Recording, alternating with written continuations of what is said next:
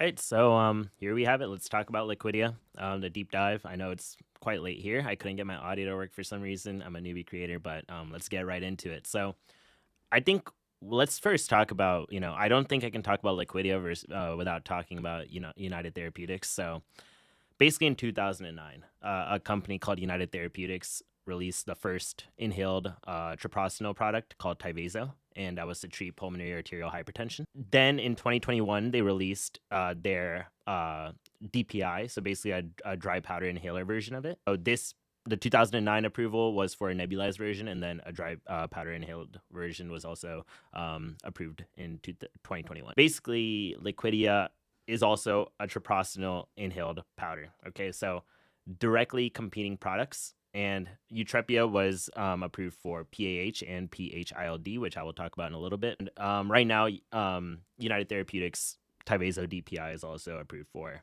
both PAH and PH-ILD.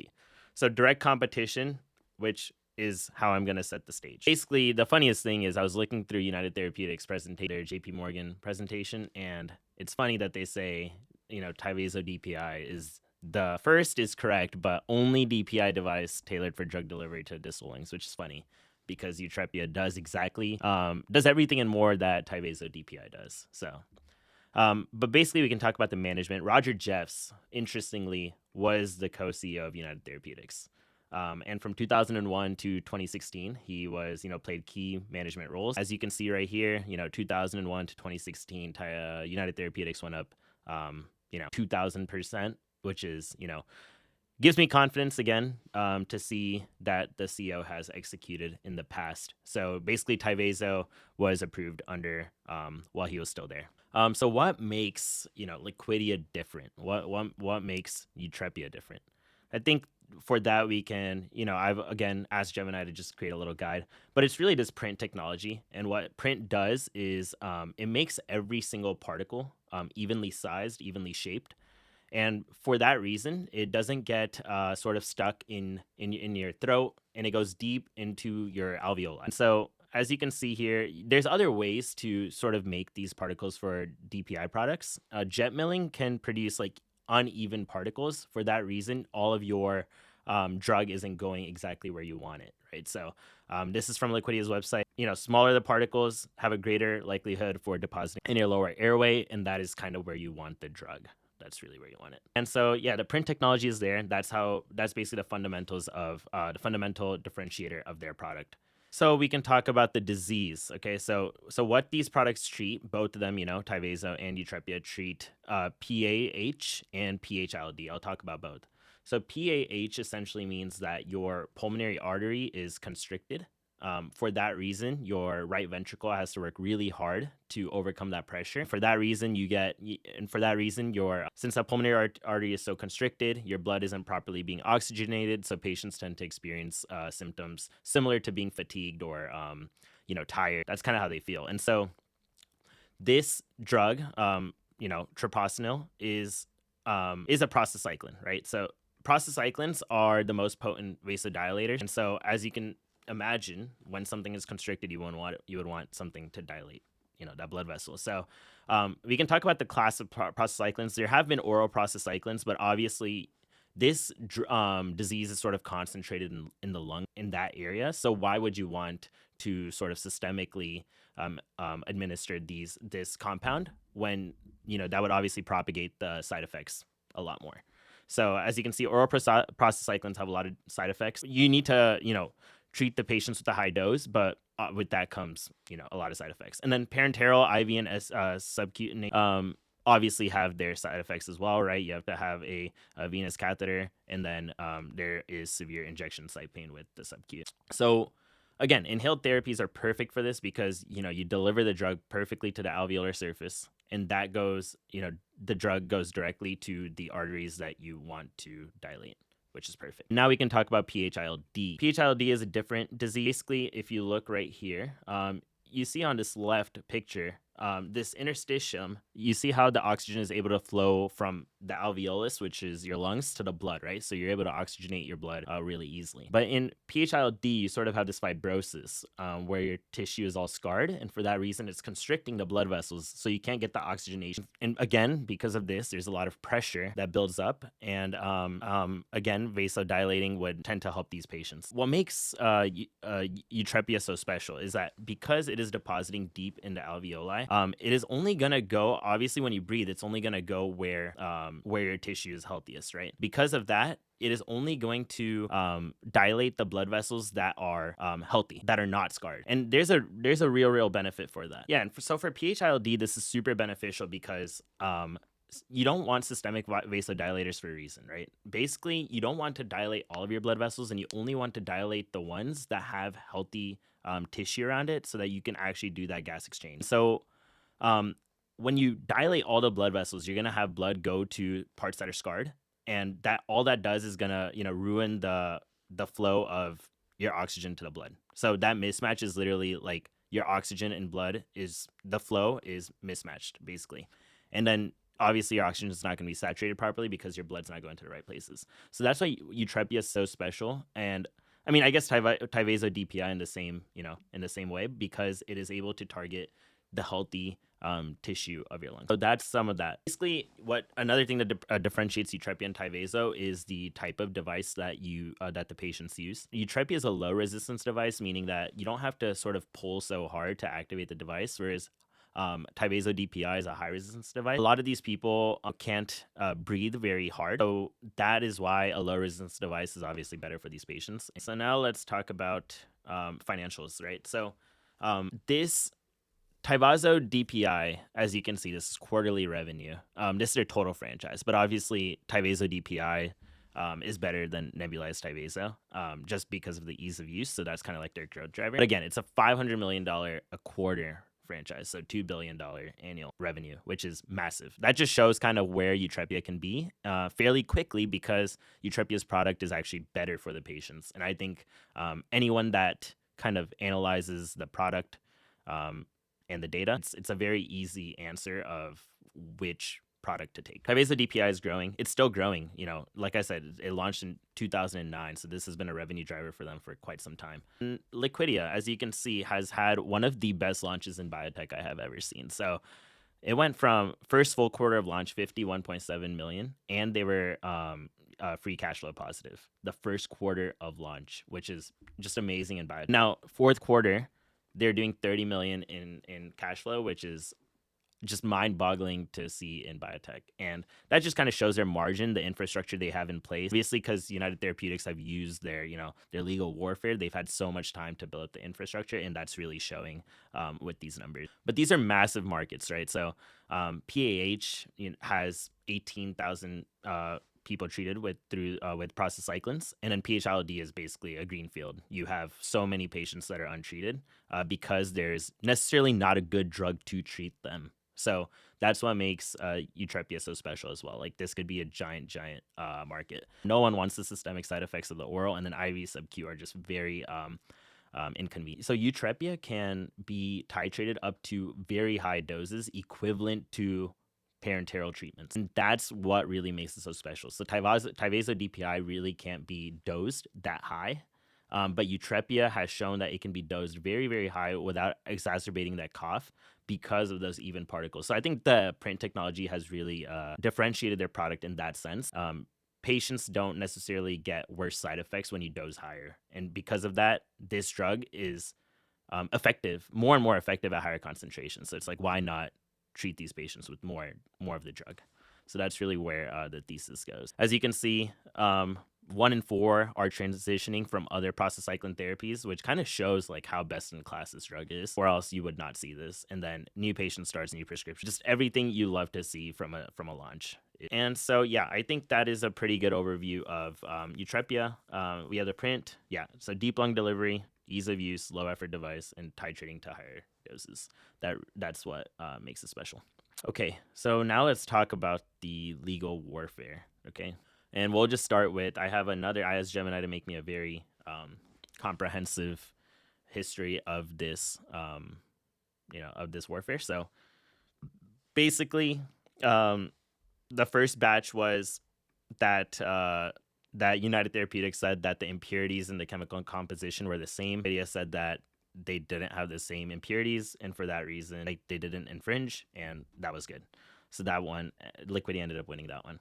793 was a big one. It was basically United Therapeutics saying that they had a patent on treating PAH through a deep dry powder inhaler, and they had initially won actually, but then the PTAB basically said that it is obvious to treat that to use a dry powder inhaler instead of a nebulizer for this type of drug, because obviously DPIs are very common. So that they kind of ruled in favor of Liquidia because it is obvious to use a DPI.